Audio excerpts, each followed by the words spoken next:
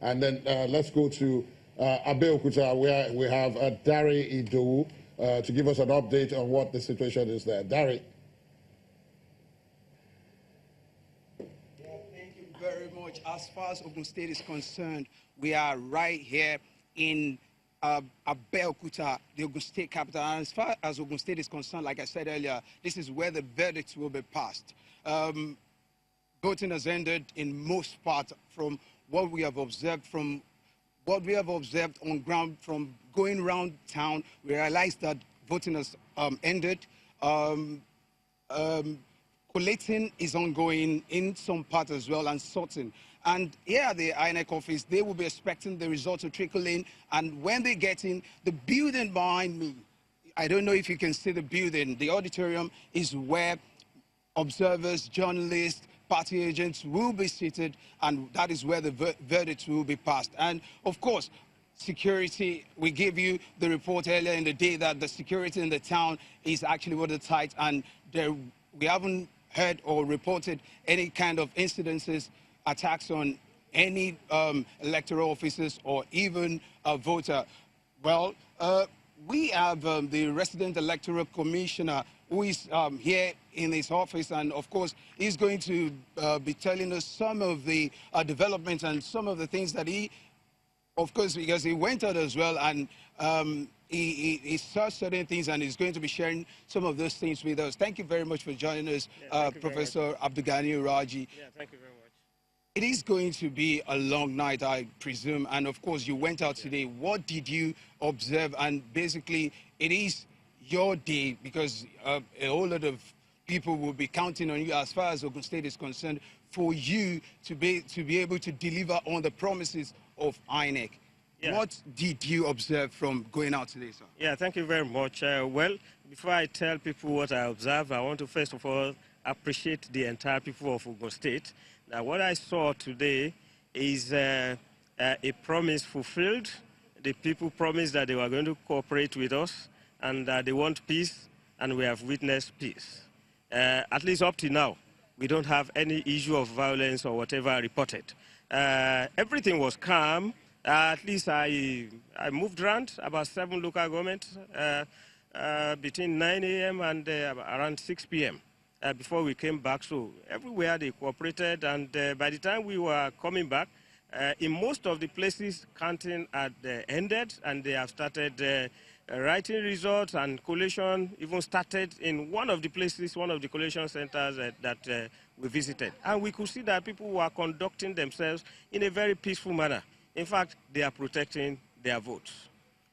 Okay. What should we be expecting in the coming hours? Yeah, thank you very much. Well, the building behind us is our media center, which has been prepared and decorated. Everything is ready there for the collation.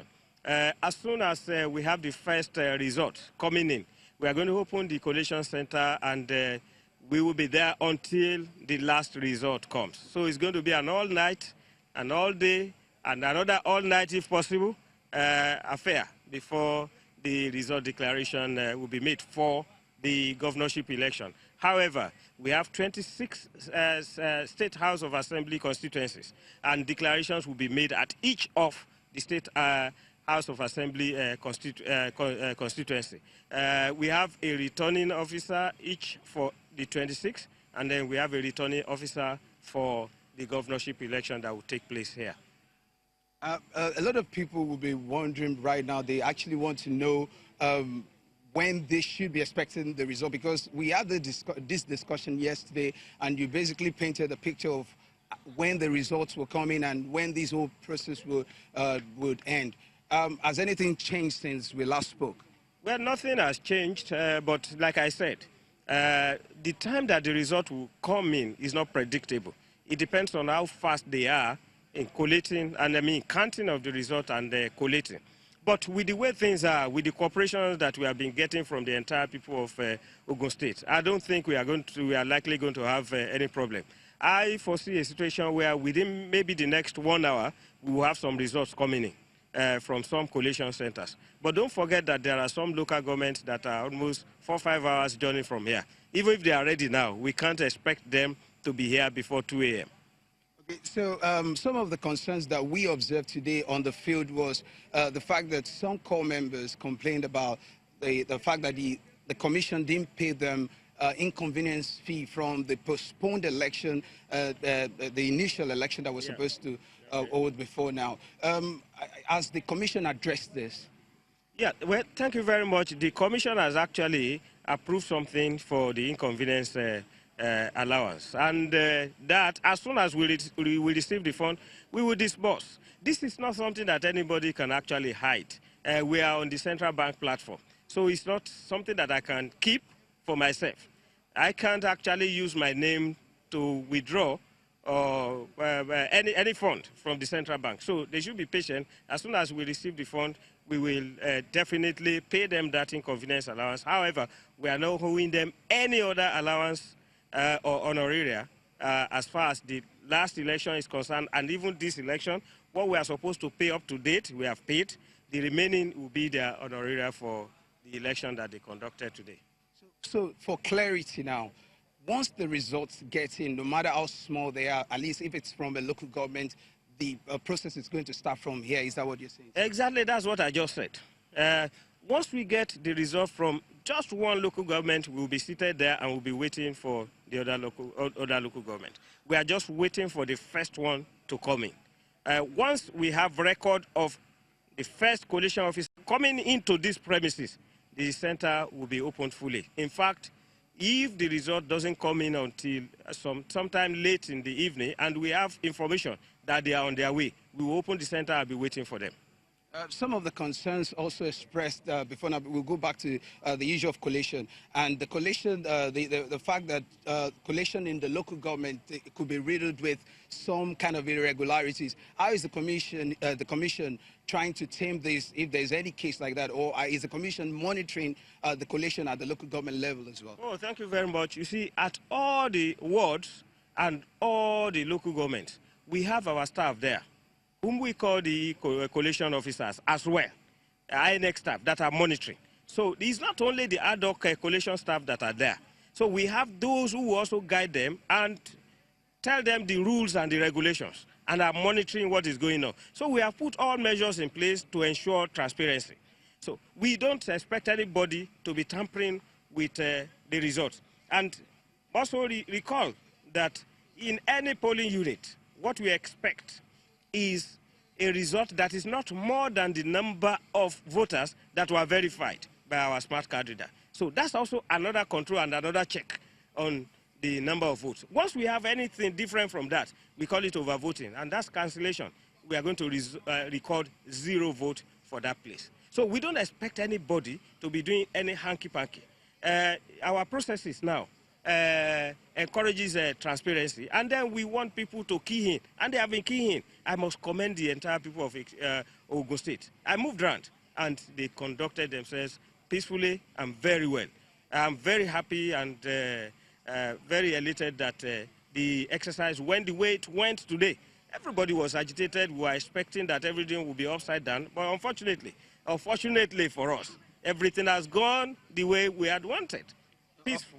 Of course, you mentioned the fact that before now, Ogun State has been considered one of the flashpoints. And, yeah, a volatile state. And from your assessment as a key representative of the commission, you're saying that this election, from your assessment, has a pass mark. Exactly, that's what I'm saying. This election has a pass mark because people conducted themselves very well. We appealed for peace. People appealed to themselves for peace, and they demonstrated it. And we have been having peace. Up to this moment, we have no negative report as far as we are concerned in Ogun State. Thank you very much, Prof, for joining us. Okay, thank you very much. Yeah, so you heard it from the professor and the resident electoral commissioner here in Ogun State. He said the process is going to start any moment from now, and we are here on standby at the INEC office here in Abeokuta. Of course, we're keeping tabs of developments across the state as well. This is the central We have votes coming in from the east and also from the west. We have our correspondents, and they've been giving us details from there as well. And from what we observe on the ground as well, the security has been good, the security report has been good, and also the voting went on well. The polls opened quite early in most parts of the state. And that is the beat that we have right now from Abeokuta, the Ogun State capital. Over back to you, Lagos. Dari, just before you go, I won't let you go just like Ijoma says to those we talked to on the field. I need to ask you about what can you say to us about the voter turnout, the turnout of voters at this election in Ogun State? Yeah, as you and I know, voter turnout is one very tricky part of election. Of course, you can say voter turnout in, say, a polling unit or even a ward is quite huge. But at the end of the day, the voter turnout, what will count is when INEC start collating the results, when they get the total number of accredited voter, and when you match that with the total number of eligible voter, that is when you can actually say that the turnout is really good. But from what we observe from one polling unit to the other, for instance, when there is a total number of registered voters, say around 800, you see 200 people coming out. So in that particular polling unit, if you want to judge, you will say it's quite low. But if you go somewhere else, the number can even go way higher, but not way above the total number of eligible voters. I hope at the end of the day, we'll be able to put our hands on how